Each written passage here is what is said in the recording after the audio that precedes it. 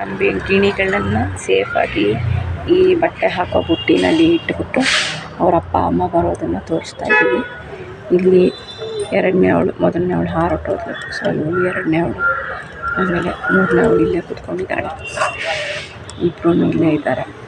ಸ್ನಾನ ಆಯಿತು, ಇಬ್ಬರದು ಚೆನ್ನಾಗಿ ಸ್ನಾನ ಮಾಡಿಸ್ತೀವಿ. ಸ್ನಾನ ಮಾಡಿಸಿ ಒಣಗಿಸಿ ಮತ್ತೆ ಆಯಿತು. ಸೊ ಇವಾಗ ಎರಡನೇ ಅವಳು ಬಿಟ್ಟರೆ ಹಾರು ಹೋಗ್ತೀನಿ ಅಂತ ಇದು ಮಾಡ್ತಾಳೆ. ಆದರೆ ಈ ಮೂರನೇದು ಒಂಟಿಯಾಗಿ ಹೋಗ್ಬಿಡುತ್ತೆ. ಅದಕ್ಕಿನ್ನೂ ಏನೂ ಬರೋಲ್ಲ, ಏನಂದರೆ ಏನೂ ಬರೋಲ್ಲ. ಅವು ತಿನ್ನುತ್ತೆ ನಿದ್ದೆ ಮಾಡುತ್ತೆ, ಅಷ್ಟು ಬಿಟ್ಟರೆ ಇನ್ನೂ ಬರೋಲ್ಲ. ಅದಕ್ಕೆ ಅದನ್ನು ನಾವು ಇನ್ನೊಂದು ತಿಂಗಳಾದರೂ ಹುಷಾರಾಗಿ ಸಾಕಿ ಆಮೇಲೆ ಇಬ್ಬರನ್ನೂ ಹಾರಕ್ಕೆ ಬಿಟ್ಟರು ಬದುಕ್ಬೋದು ಅನ್ನೋ ಒಂದು ಧೈರ್ಯ. ಅಪ್ಪ ಅಮ್ಮ ಹಿಂಗೂ ನಮ್ಮ ಮನೆಗೆ ದಿನ ಊಟಕ್ಕೆ ಬರ್ತಾರೆ. ಅವಳನ್ನ ತೋರಿಸಿ ಒಂಚೂರು ಕಲ್ತ್ಕೊತಾರೆ, ಹಾರಬೇಕು ಬದುಕಬೇಕು ಅನ್ನೋದು. ಮತ್ತು ಇವಾಗ 6:30ವರೆಗೂ ತುಂಬ ಗಿಣಿಗಳು ಹಾರುತ್ತೆ ಆಕಾಶದಲ್ಲಿ. ಅದನ್ನು ನೋಡಿಬಿಟ್ಟು ಇವರು ಒಂಚೂರು ಆಸೆ ಪಡ್ತಾರೆ, ಹಾರೋದನ್ನು ನೋಡ್ತಾರೆ, ಹಿಂಗೆ ಹಾರಬೇಕು ಅಂತ ಕಲ್ತ್ಕೋತಾರೆ ಅನ್ನೋದಕ್ಕೋಸ್ಕರ ಇವ್ರನ್ನ ಹೊರಗಡೆ ಇಟ್ಬಿಟ್ಟು ಈ ಥರ ಸೇಫ್ಟಿ ಮಾಡಿ ಇವ್ರನ್ನ ಇಟ್ಟಿರೋದು, ನೋಡ್ತಾರೆ ಅಂತ. ಆದರೂ ಅಷ್ಟು ಗೊತ್ತಾಗಲ್ಲ.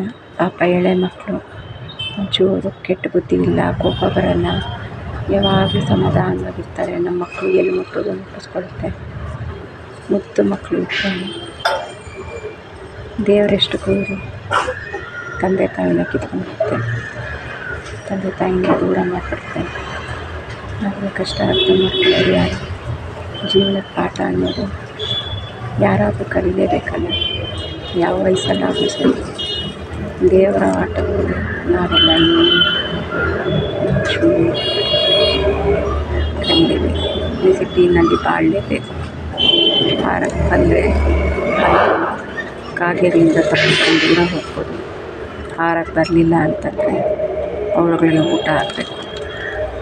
ನಾವಿಷ್ಟು ಪ್ರೀತಿ ಕೊಟ್ಟು ಮುದ್ದು ಮಾಡಿ ಊಟ ಕೊಟ್ಟು ಸಾಕ್ತಿದ್ದೀವಿ.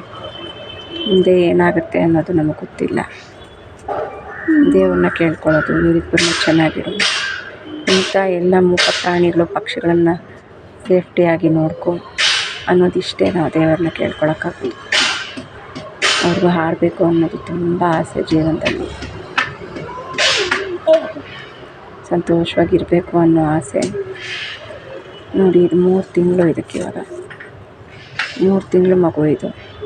ಅದು 2 ತಿಂಗಳು ಮಗು. ಅದಕ್ಕೆ ಏನಂದರೆ ಏನೂ ಗೊತ್ತಾಗೋದಿಲ್ಲ. ಅದಕ್ಕೆ ಏನು ಅಂದರೆ ಏನು ಕೆಟ್ಟದು ಅನ್ನೋದು ಇರುತ್ತೆ ಅನ್ನೋದು ಐಡಿಯಾ ಕೂಡ ಇಲ್ಲ. ಕೆಟ್ಟವರು ಅನ್ನೋರು ಇರ್ತಾರೆ, ಕೆಟ್ಟವರು ಅಂದರೆ ಹೇಗಿರ್ತಾರೆ ಏನೂ ಗೊತ್ತಿಲ್ಲ. ಮುದ್ದು ಮಾಡಿದ್ರೆ ಮುದ್ದು ಮಾಡಿಸ್ಕೊಳುತ್ತೆ, ಊಟ ಹಾಕಿದ್ರೆ ತಿನ್ನುತ್ತೆ, ಮಲ್ಕೊಳ್ಳುತ್ತೆ, ಅಷ್ಟೇ ಗೊತ್ತಿರೋದು.